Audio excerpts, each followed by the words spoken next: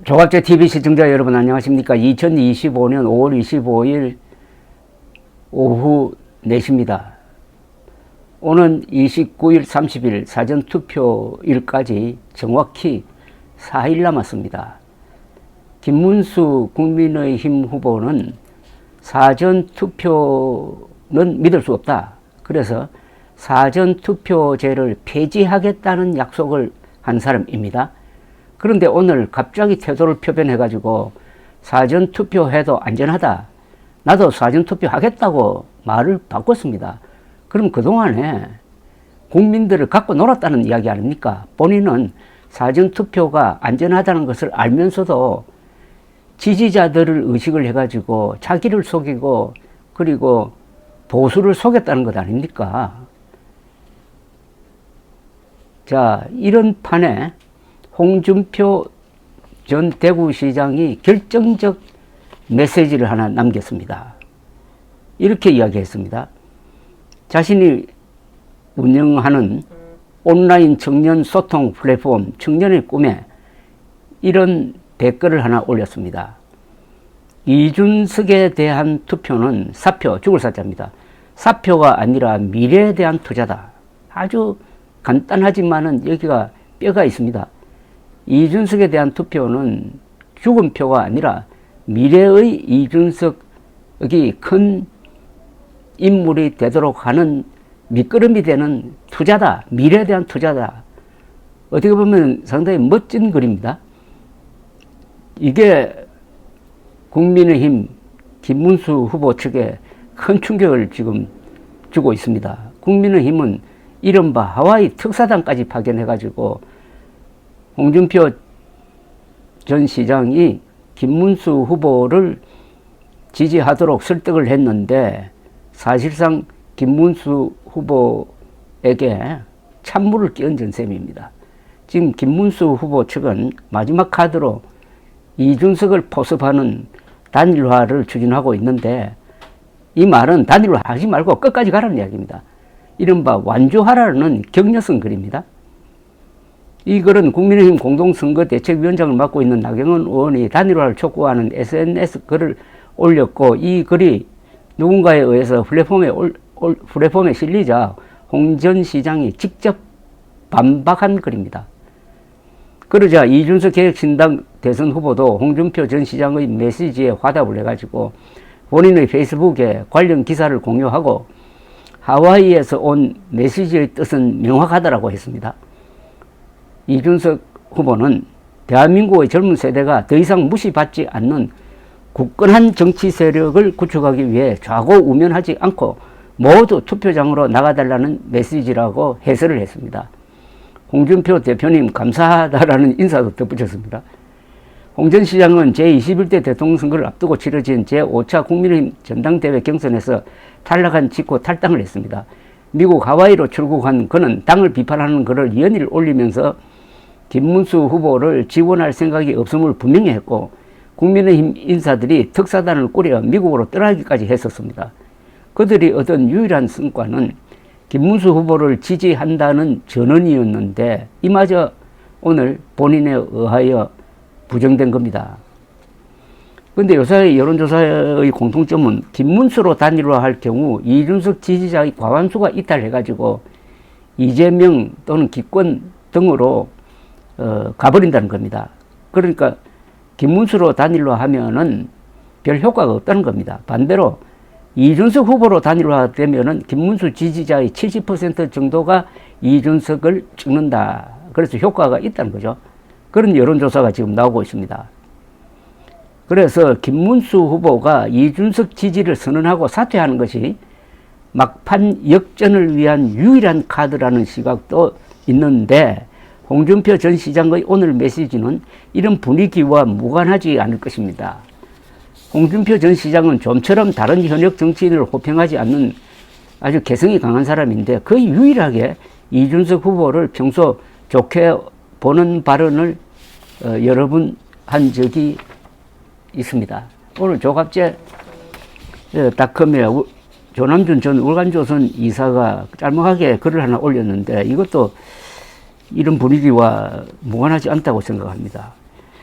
이렇게 썼습니다.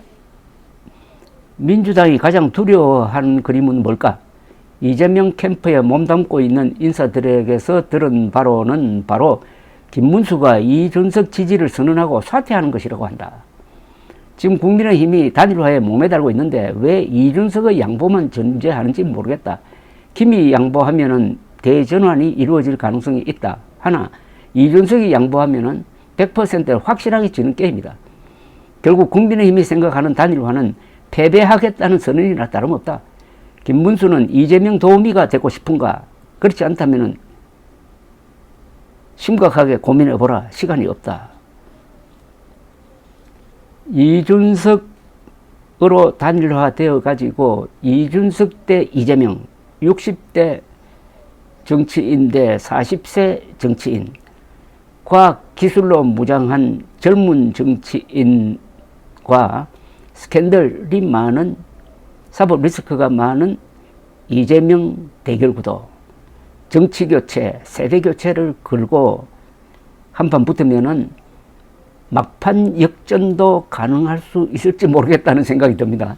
물론 과거의 전례나 지금 통계로는 좀 어렵지만은 그나마 이게 유일한 반전 카드로 보입니다. 유일한 반전 카드. 가능성은 좀 낮다고 하더라도. 그리고 김문수 후보의 이준석 지지 선언이 아주 드라마틱하게 나올 때, 예컨대 오는 27일로 예정되어 있죠. 아마 마지막 토론회에서 마무리 발언을 할 때 김문수 후보가 여러분들도 토론회를 통해서 잘 보셨겠지만은 한국의 미래는 역시 나와 같은 70대도 아니고 이재명과 같은 문제 많은 60대도 아니고 40세 이준석 후보와 같은 젊은 사람들이 이끌어야 한다고 생각합니다. 그래서 저는 이준석을 지지하며 지금 이 순간 사퇴를 선언합니다. 이렇게 발언하면 어떻게 될까요? 그 극적인 효과가 주는 충격과 이준석 대 이재명이라는 아주 대조적인 이 대결이 어떤 막판 격변을 불러오는 일이 있을 수 있는 것 아니냐 하는 생각도 드는데, 이거는 완전히 정치적 상상의 영역에 속합니다. 다만 이런 일들이 세계 정치사에서 가끔 있었습니다. 우리나라도 있었습니다. 1987년 6.29 선언이 그것입니다. 당시에 전 국민들이 민주화 요구를 하고 개헌을 직선제 개헌을 요구를 하고 들고 일어났을 때, 그때 한국에서 제일 인기 없는 정치인이 노태우였습니다. 노태우 후보. 그러나 노태우 후보가 전두환 당시 대통령과 짜고 6.29 선언을 발표하면서 야당이나 국민들이 요구하는 직선제 개헌 등 민주화 조치를 다 받아들이고 말았습니다. 여론조사가 여러 가지로 나오고 있는데 이재명, 김문수 좁혀지는 걸로 나오고 있지만은 오차범위 안으로 좁혀졌다는 이야기도 있고 10%포인트로 좁혀졌다고 이야기하는데, 제가 보기에는 현재는 이재명, 김문수 차이는 한 15%포인트로 봅니다. 그러나 앞으로 투표일로 다가갈수록 그게 좁혀질 가능성은 있다고 보여지지만은 역전의 가능성은 현재로는 김문수 후보의 경우 불가능하다고 생각합니다. 이때는 아주 국민들을 감동시키는 드라마가 만들어져야 하는데, 국민들을 감동시키는 드라마의 핵심은 기득권을 가진 사람이 그걸 포기하는 자기 희생을 보일 때 국민들이 감동하는 겁니다. 즉 1987년 6.29 선언도 기득권을 가진 현직 대통령 전두환, 그리고 대통령 후보로 이미 여당 대통령 후보로 지명되었던 노태우, 두 사람이 그걸 포기하고 완전히 모험이라고 할 수 있는 직선제 개헌을 받아들였다는, 이게 국민들을 감동시켜서 가장 인기 없던 노태우 후보가 그날 가장 인기 있는 후보로 바꿔가지고 그 길로 대선까지 가서 일로 삼김, 노태우, 그리고 야권이 김종필, 김영삼, 김대중으로 분열돼 가지고 36.6%의 득표율로 대통령이 될 수 있었던 것입니다. 6.29 선언과 같은 드라마를 만들 수 있는 사람은 지금 김문수 후보입니다. 감사합니다.